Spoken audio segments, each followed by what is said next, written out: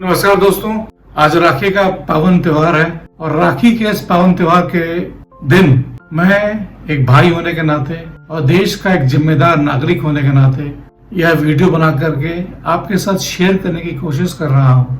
जिस वीडियो में हम डिस्कस करेंगे कि आज जब हम अपने आप को इतना विकसित कहते हैं, प्रोग्रेसिव कहते हैं, डेवलप्ड कहते हैं, फिर भी हमारे देश में आज भी महिलाएं सुरक्षित नहीं है। पिछले कुछ दिनों से आप देखेंगे कि हर एक चैनल के ऊपर, सोशल मीडिया प्लेटफॉर्म्स पे, हर जगह एक ही चीज की चर्चा हो रही है और वह है आरजी कर मेडिकल कॉलेज के अंदर जो भी हुआ, एक रेजिडेंट महिला डॉक्टर के साथ रेप हुआ, उनका मर्डर हुआ, जिसने एक बार फिर से पूरे देश को झंझोर कर रख दिया है। 2012 में जब निर्भया हत्याकांड हुआ था, निर्भया केस हुआ था, तो उसी तरह से काफी स्ट्रॉन्ग अप्रोर हुआ था कंट्री के अंदर। सोशल मीडिया प्लेटफॉर्म्स पे, न्यूज चैनल्स पे, हर जगह कई सारे सोशल कैंपेन्स हुए थे, लीगल रिफॉर्म्स भी हुए थे और ऐसा लगने लगा था कि अब बस हो गया, अब आगे ऐसा इंसिडेंट नहीं होगा। लेकिन अभी कुछ दिनों पहले कलकत्ता के आरजी कर मेडिकल कॉलेज हॉस्पिटल के अंदर एक रेजिडेंट मेडिकल डॉक्टर की रेप हुई, हत्या हुई, तो फिर से एक बार पूरा देश को झंझोर दिया गया इस इंसिडेंट ने और हमें ये बता दिया गया कि भाई हम अभी भी हमारे देश में महिलाएं सेफ नहीं है। हम लाख बातें कर लें कि हम कितना डेवलप हो चुके हैं, हम कितना प्रोग्रेसिव हो चुके हैं, हम कितने एजुकेटेड हो चुके हैं, लेकिन जहाँ तक ह्यूमन राइट्स का सवाल है, जेंडर इक्वालिटी का सवाल है, वायलेंस अगेंस्ट वुमेन का सवाल है, ये बात पूरी जाहिर हो चुकी है कि हम अभी भी नहीं बदले हैं। और वो जो चेन है जिसके अंदर हम जकड़े हुए थे अपने आप को, आज भी हम उसी चेन में जकड़े हुए हैं। आज भी हमारे देश के अंदर लेडीज, लड़कियां, महिलाएं वो सेफ फील नहीं करती हैं। शाम को कहीं अकेले जाना होता है, उन्हें डर लगता है। ट्रेन में, बस में, टैक्सी में अकेले जाने में उनको डर लगता है। ये किसी ने सोचा भी नहीं था कि किसी महिला के वर्क प्लेस में, जहाँ की जो कि एक पब्लिक हॉस्पिटल है, लोगों का आना जाना लगा रहता है, राउंड द क्लॉक गार्ड्स होते हैं, कलीग्स होते हैं, सीसीटीवी कैमरास होते हैं, ऐसी जगह पर भी एक इनोसेंट लेडी डॉक्टर की हत्या हो जाती है, रेप हो जाता है। तो वाकई ये काफी चिंता का विषय है कि आखिर हम जा कहाँ रहे हैं, कब तक चलेगा ऐसा, एक के बाद दूसरा तीसरा ऐसा क्यों होता जा रहा है, व्हाई इट इज हैपनिंग। क्या हम कभी इससे बाहर निकल पाएंगे? तो आइए दोस्तों, इस वीडियो के माध्यम से हम चर्चा करेंगे कि क्या क्या कारण हो सकते हैं जो हमारी मेंटालिटी है, ये जो डिजीज जो है, ये हमें इतने गंभीर तरीके से हमें अपने अंदर ले चुकी है। क्या क्या कारण हो सकते हैं और क्या क्या सॉल्यूशंस हम सोच सकते हैं, so that we are in a position to get ourselves freed from this particular mentality. किसी भी बीमारी के इलाज के लिए जो सबसे ज्यादा जरूरी चीज होती है वो ये होती है कि हम उसका प्रॉपर डायग्नोस करें, वह क्या कारण है, इसके कारण हमें ये बीमारी हुई है। तो आज भी हमारे समाज में, हमारे कंट्री में ये जो प्रॉब्लम है, women discrimination, gender inequality, crime against women, violence against women, इसके क्या क्या कारण है। जो सबसे पहला कारण जो मुझे लगता है वो है हमारी जो सोसाइटी है, समाज है, the patriarchal society, patriarchal mindset. हमारे समाज में, हमारी सोसाइटी में पुरुषों को पहला दर्जा दिया जाता है। यह एक पुरुष प्रधान वर्ग है जहाँ पे सदियों से, शुरुआत से ही वुमेन को, महिला को कमजोर माना जाता है। उनका लेवल सेकेंडरी होता है। They are treated as an object of desire, a sexual object, a property. जो पुरुष की प्रॉपर्टी है, वो जब चाहे उसके साथ जो चाहे करना चाहे कर सकता है।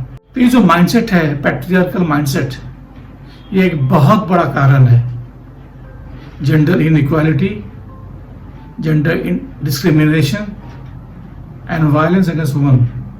सो ये जो कारण है, हमें कोशिश करनी चाहिए कि ये जो है हमारा माइंडसेट है, जितनी जल्दी हो सके हम इस माइंडसेट को चेंज करें, इससे बाहर निकलें और वुमेन को एक इक्वल दर्जा दें, उन्हें कमजोर ना माना जाए, कमजोर नहीं समझा जाए। दूसरा कारण जो मुझे समझ में आता है वो यह है कि सोशल कंडीशनिंग। हमारे समाज के अंदर जब भी कोई बच्चा पैदा होता है, तो जब बच्चा अगर लड़का पैदा होता है तो खुशी का माहौल होता है। लड़की के पैदा होने पर लोग मायूस हो जाते हैं। लड़के को माना जाता है कि वो अपना वंश चलाएगा, और लड़की का क्या है, कह रही है लड़की पैदा हो गई, शादी करनी पड़ेगी इसको, उसका फिर खर्चा करना पड़ेगा, हमारा वंश कैसे चलेगा। सो ये जो सोशल कंडीशनिंग है, जहाँ पे इसके अलावा भी लड़कों को हमेशा इस तरह से ग्रूम किया जाता है कि वो भाई they are the men, they are the primary citizens of the family. उनको सिखाया जाता है कि शुरू से कि आप एग्रेसिव रहो, you have to be aggressive. महिलाओं को ये ट्रेन किया जाता है कि आपको सबमिसिव रहना है, आपको आगे चल के अपना घर चलाना है, पति की देखभाल करनी है, इन लॉज की देखभाल करनी है, बच्चों को जन्म देना है, उनका पालन पोषण करना है। तो you have to be submissive, you have to be submissive as a wife, as a daughter in law, as a mother. So हमेशा महिलाओं को यह बताया जाता है कि आप सबमिसिव हों, और इसी तरीके से उनकी ग्रूमिंग होती है। तो जो सोशल कंडीशनिंग है, ये एक्चुअली एक बहुत बड़ा कारण है जो हमारे देश में महिलाओं के साथ हमेशा किसी न किसी तरीके से शोषण होता है उनका, मानसिक तौर पे, हर तरीके से। तो ये जो सोशल कंडीशनिंग है, इसको चेंज करने की आवश्यकता है। जो तीसरा कंडीशन वो ये है कि एजुकेशन नहीं है, अवेयरनेस नहीं है।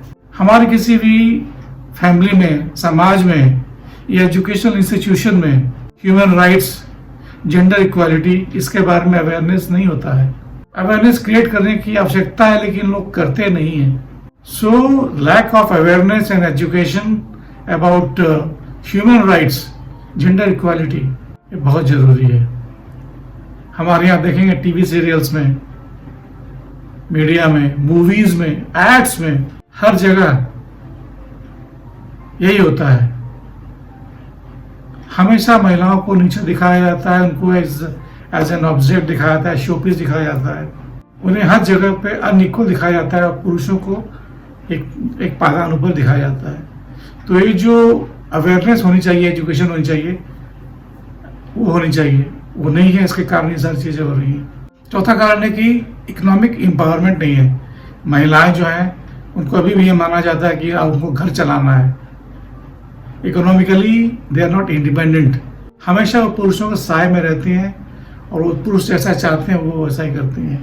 पांचवा कारण जो मुझे लगता है जो सबसे इंपॉर्टेंट कारण है, वो ये है कि एम्पैथी नहीं है। हम ये फील नहीं कर पाते कि जो पीड़िता है, जो महिला है, वो कैसा फील करती होगी। अगर हम किसी के साथ ज्यादती करते हैं, शोषण करते हैं, डिस्क्रिमिनेशन करते हैं, तो हम कभी सुनते हैं ऐसा कि फलाने के साथ ऐसा हो गया, वैसा हो गया, एक क्षण के लिए हमें दुख होता है, लेकिन we don't feel the way the victim has feeling. वो कैसा फील कर रही होती है उसके बारे में फील नहीं कर पाते, या फील नहीं करना चाहते। एम्पैथी नहीं है। तो जब तक हम अपने आप को पीड़िता के शूज में डाल करके उसके मानसिक हालत को फील ना करें, उसका दर्द को फील ना करें, तब तक ये जो प्रॉब्लम है ये बनी रहेगी। एक महिला जिसके साथ गैंग रेप होता है, इस पे कमेंट्स पास किए जाते हैं, उसके पहनावे पे, उसके रहने खाने पे, एंड एवरीथिंग, वो कैसा फील करती होगी। हर आदमी को फ्रीडम इक्वल, माने जो कॉन्स्टिट्यूशन भी है बात करता है इक्वालिटी, लेकिन क्या ऐसा है? हमारे यहाँ नहीं है। People should interact on equal footing. लेकिन जब भी हम देखें कोई मेल या फीमेल आपस में बात करते हैं, तो मेल हमेशा चौड़ा होकर बात करता है, as if he is a male, सारा राइट्स उसका ही है। तो हम वो दर्द फील नहीं कर पाते, हम किसी का मजाक उड़ा देते हैं। We don't feel the pain. So empathy बहुत जरूरी है। जब तक हम अपने अंदर वो एम्पैथी लेकर के नहीं आएंगे, तब तक ये प्रॉब्लम जो है ये हमारे देश में होता रहेगा। निर्भया हो, अभया हो, महिलाओं के साथ हमेशा ही होता रहेगा। हम आपस में बातें कर लेंगे सोशल प्लेटफॉर्म पे, सोशल मीडिया पे, फिर हम सोचते हमने तो अपना काम कर दिया, वी स्पोक अगेंस्ट इट। लेकिन जब तक उसको हम फील नहीं करेंगे अंदर से, तब तक कुछ नहीं हो सकता है। अगला कारण है ये कि ये जो प्रॉब्लम है ये सिर्फ महिलाओं का प्रॉब्लम नहीं है, ये पुरुषों का भी प्रॉब्लम है। हमें भी, पुरुषों को भी इस बात को समझना होगा कि ये पुरुषों का भी दायित्व है कि वो इक्वालिटी की तरफ सोचें, अपने आप को चेंज करें। और जब तक ये मेन की तरफ से, जो पुरुष हैं, उनकी तरफ से एक पॉजिटिव स्टेप नहीं लिया जाएगा, उनकी मानसिकता को चेंज नहीं किया जाएगा, तब तक ये प्रॉब्लम बना ही रहेगा। जरा सोचिए उस महिला के बारे में जो हॉस्पिटल में काम कर रही थी, लोगों की सेवा कर रही थी, उसकी फैमिली है, पेरेंट्स हैं, कितना पेन हुआ होगा उसको जब उसके साथ ये, कितनी लाचार रही होगी वो जब उसके साथ एक घृणित कार्य हो रहा था, बाद में मर्डर भी कर दिया गया। So we have to be thoughtful, we have to be empathetic. सोचना पड़ेगा हमें इसके बारे में। नेक्स्ट है कि जो एजुकेशन सिस्टम हमारे कंट्री में है उसको चेंज करना पड़ेगा। ये जो एक चैप्टर्स में होना बहुत जरूरी, जहाँ पे हम सेंसिटाइज कर पाए बच्चों को, स्कूल से, कॉलेज से, हर फोरम पे there is a need to sensitise people. तो ये सारे कारण जो मुझे लगता है इसमें जो कारण है जो कि हमारे पूरे सिस्टम को, समाज को एक बीमारी की तरह जकड़ कर रखा है, जो ये जिद्दी दीमक है जो कि हटने का नाम ही नहीं ले रहा है। तो दोस्तों ये सारे कारण थे जो मुझे समझ में आ रहे हैं कि इनके कारण हम अभी तक इस विशेष साइकिल में फंसे हुए हैं। आइए हम आप ये सोचते हैं कि डिस्कस करते हैं कि क्या क्या हम कर सकते हैं, इसके लिए हमें क्या करना चाहिए। जो सबसे पहला कारण मुझे ये लगता है कि हमें एक ऐसे समाज की क्रिएशन करनी होगी जो कि इक्वल फुटिंग पे ट्रीट करता है वुमेन को, मेन को। They are equal partners and they are placed equally. वो कहीं भी ऐसा नहीं कि पुरुष जो होता है वो सुपीरियर होता है, महिला होती है वो इन्फीरियर होती है, ऐसा बिल्कुल नहीं होता है। तो ये जो जेंडर डिस्क्रिमिनेशन का जो मेन मुद्दा ये है कि हमें ट्रीट करना होगा दोनों को एज इक्वल। हमारी जो नेक्स्ट जनरेशन आएगी उसको हमें अकॉर्डिंगली रेज करना पड़ेगा इक्वल तरीके से। स्कूल्स में, कॉलेजेस में हमें बिल्कुल उसी प्रकार से शिक्षा देनी पड़ेगी। जो दूसरा जो सॉल्यूशन ये हो सकता है कि जो हमारे लॉ इन्फोर्सिंग एजेंसीज हैं वो काफ़ी अंडर स्टाफ्ड हैं, अंडर ट्रेंड हैं, या कई बार वो आ जाते हैं under the influence of people who are rich, powerful and wealthy. तो हमें ऐसा कानून बनाना चाहिए जहाँ पे अगर लैप्स पाया जाता है किसी भी एंगल, किसी भी स्टेज पे, चाहे वो अक्यूज्ड हो या ऐसा कोई भी लोग हो, लॉ इन्फोर्सिंग ऑफिसर्स हो, anybody connected with the offence, the crime, उन सभी के अगेंस्ट एग्जेम्पलरी एक्शन लेने चाहिए। हमें अपने कानून को इलीगल रिफॉर्म्स लाने पड़ेंगे, ऐसे कानून बनाने पड़ेंगे कि जो अक्यूज है उसके अगेंस्ट तो कैपिटल पनिशमेंट होना ही चाहिए। Zero tolerance towards sexual discrimination, sexual offence against women.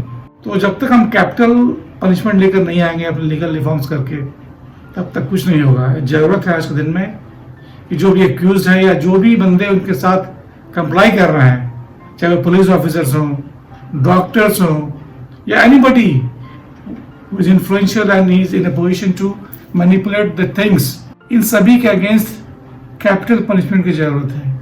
Legal reforms होने चाहिए। हमारी जो लीगल सिस्टम है वो इतनी स्लो है कि कोई भी केस अगर आ जाता है अदालत में तो कई साल लग जाते हैं। सो जरूरत है कि ऐसे केस जो कि वुमेन के अगेंस्ट में हो उनके लिए फास्ट ट्रैक कोर्ट्स लाए जाएं, इमीडिएट उनकी सुनवाई हो, डिसीजन लिया जाए उसमें, और जो भी दोषी पाए जाते हैं उनके अगेंस्ट एग्जेम्पलरी पनिशमेंट प्रोनाउंस किया जाए, वर्डिक्ट प्रोनाउंस किया जाए। समाज के अंदर जितने सारे इनइक्वालिटी है उसको दूर किया जाए, ऐसे कानून बनाए जाए जहाँ पे जो इनइक्वालिटी है उसको दूर करने की कोशिश की जाए। So basically legal reforms, social reforms बहुत जरूरी है।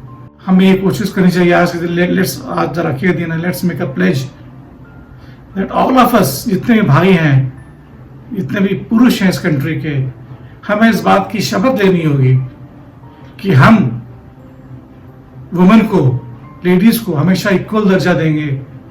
या देंगे क्यों, तो उनका अधिकार है, who are we to give. इस बात को मानेंगे कि हम लोग बराबर हैं, बराबरी के हिस्सेदार हैं, and we must respect their feminism. उनकी रिस्पेक्ट करनी चाहिए। हम देवियों की पूजा तो करते हैं भारतवर्ष में, तो स्त्रियों की पूजा क्यों नहीं करते? उनको इक्वल राइट, इक्वल तरीके से क्यों नहीं देखते हैं? हमें अपनी मानसिकता को चेंज करना होगा। And let us hope that हम आने वाले समय में निर्भया की तरह या अभी जो अभया का केस हुआ ऐसा फिर से ना हो। Let's take a pledge on this day my dear friends. Hope I am able to convey my feelings to you all. Thank you so much. See you in the next video.